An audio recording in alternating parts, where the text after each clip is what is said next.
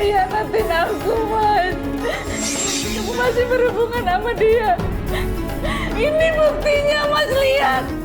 Kacang amat sih lu. Anak lu kenapa lagi tuh? Bolehin dong. Aku kan capek pulang kerja. Lu dulu gue. Bikin gue nggak sibuk. Apanya, Mas? Seharian cuma meja HP aja di rumah, nggak ada kerjaan kayak gitu, Mas. Oh, jadi lu anak selama ini gue cuma main handphone doang di rumah. Lu merasa diri lu cari duit. Ngomong itu jangan pakai emosi dong, Mas. Ngomongnya baik-baik. Lu yang banyak-banyak emosi gue. Lu harus gue sekarang.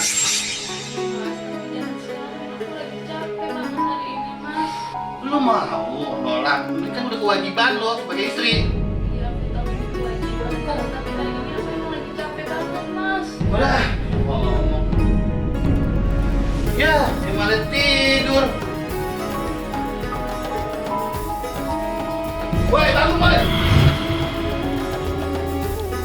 Hai sekalian manusia, bertakwalah kepada Tuhanmu yang telah menciptakan kamu dari seorang diri dan daripadanya Allah menciptakan istrinya. Dan daripada keduanya Allah membiarkan laki-laki dan perempuan yang banyak. Dan bertakwalah kepada Allah yang dengan kamu saling meminta satu sama lain. Dan dengan silaturahim, sesungguhnya Allah telah menjaga dan mengawasi kamu. Quran Surat An-Nisa ayat 1.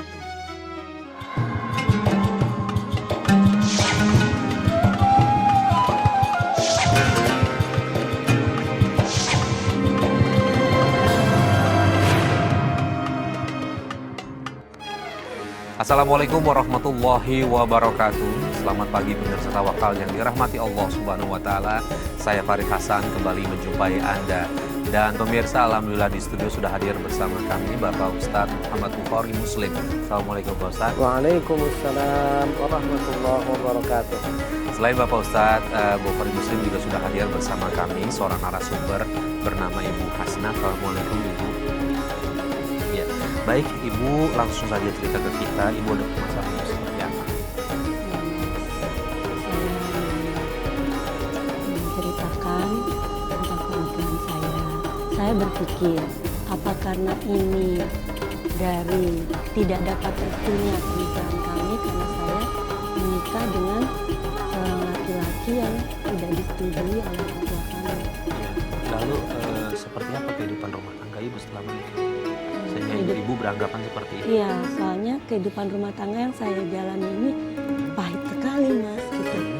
Dari awal baru 2 tahun perkawinan saja saya sudah menanggung beban sebagai pemberi nafkah di keluarga. Saya juga di KDRT. Suami tidak kerja sama sekali. Ya, freelance. Jadi pendapatannya pas-pasan. Kebetulan saya bekerja dan saya juga dulu di keluarga besar menjadi tulang punggung. Jadi sudah biasa menafkahi keluarga. Jadi saya karena cinta ya Mas. Jadi saya bisa mencukupi semuanya untuk menutupi kekurangan dia.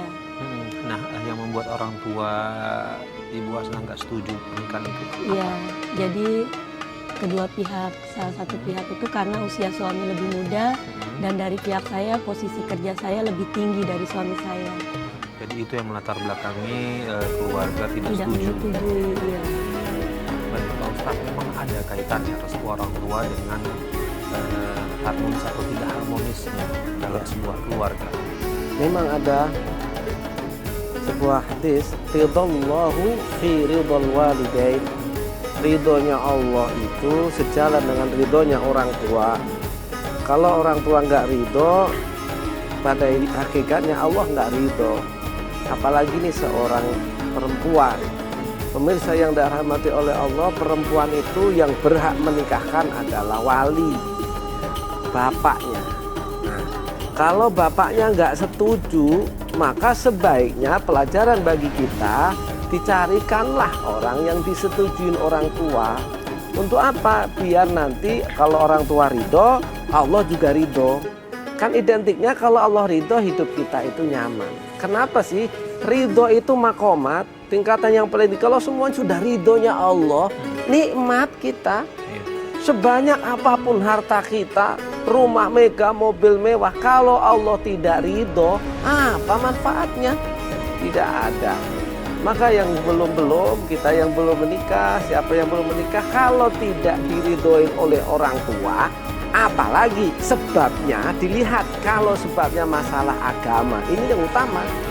Sampai ada sebuah hadis mengatakan begini, inja'akun, kalau ada seseorang laki-laki datang kepadamu, ini orang tua nih, man tardona dinahu, yang kau ridhoi agamanya.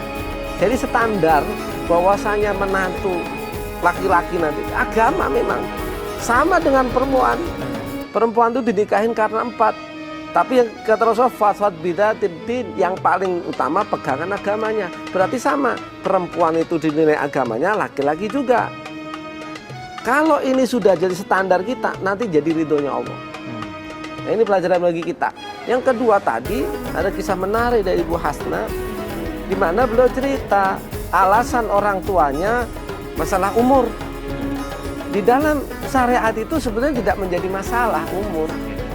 Mau umur berapa ya? Contoh yang paling konkret baginda Rasulullah SAW ketika beliau menikah dengan Khadijah, umurnya beda jauh. Nah, itu artinya tidak menjadi masalah. Apalagi kalau saling mengerti, tapi agama yang paling penting. Dan ketika ada masalah lagi yang disebut tadi, ini masalah status. Ternyata menurut ibunya, menurut bapaknya, pekerjaannya atau levelnya lebih tinggi daripada.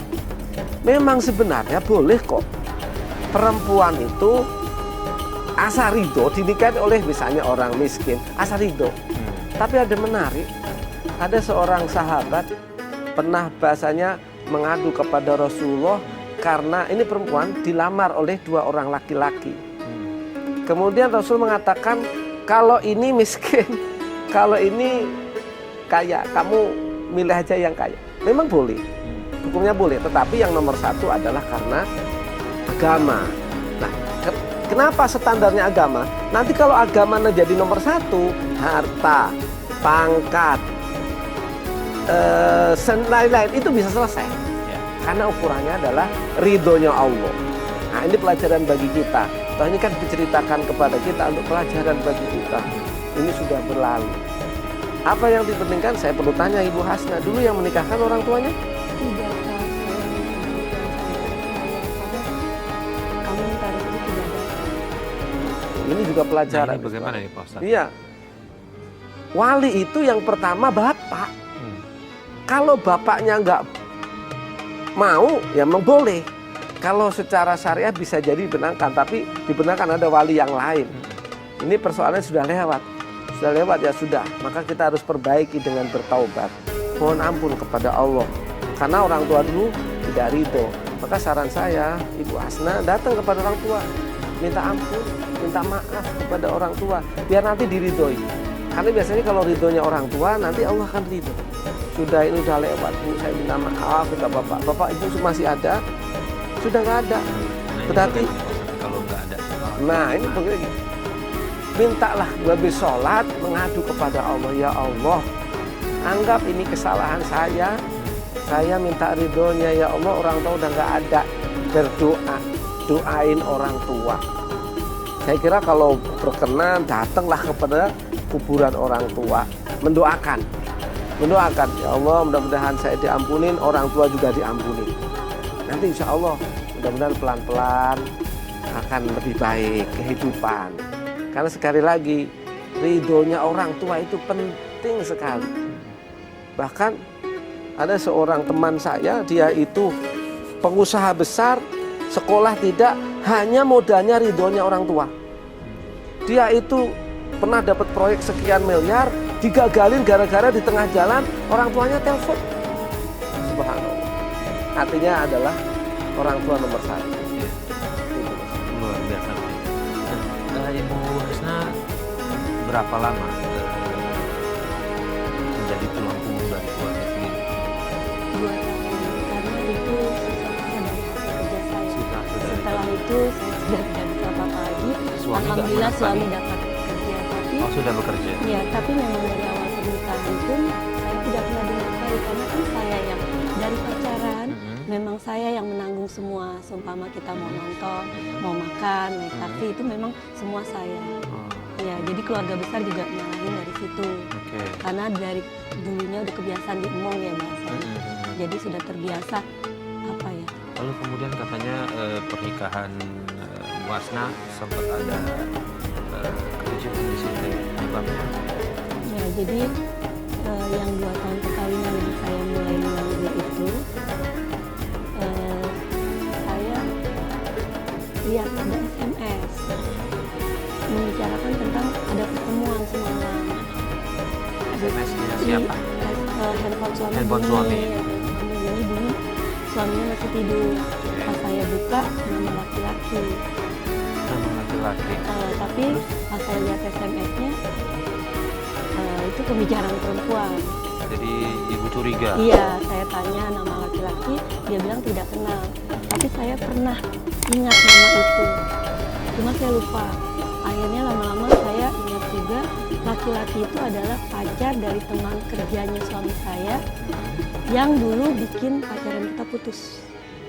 Jadi saya pacaran sempat putus karena wanita itu. Setelah menikah 2 tahun, ternyata suami ketemu lagi dengan wanita itu. Nah, yang itu tadi bilang laki-laki itu suaminya si wanita Iya, itu? jadi juga dia. Atau? Dia jadi juga, saya jadi juga. Oh. Gitu. Terus ibu mencoba mengkonfirmasi? Iya, saya konfirmasi, tapi malah saya Habis maksudnya? dimaki-maki. Terus saya dikata-katain perempuannya nggak benar. Padahal saya udah nafkahin. Saya udah jadi tulang punggung. Saya udah jadi robot. Saya kerja, saya ngurus anak, saya ngurus rumah. Tapi giliran itu kesalahan dia, tapi saya. Handphone saya yang dibanting, saya yang dilempar barang.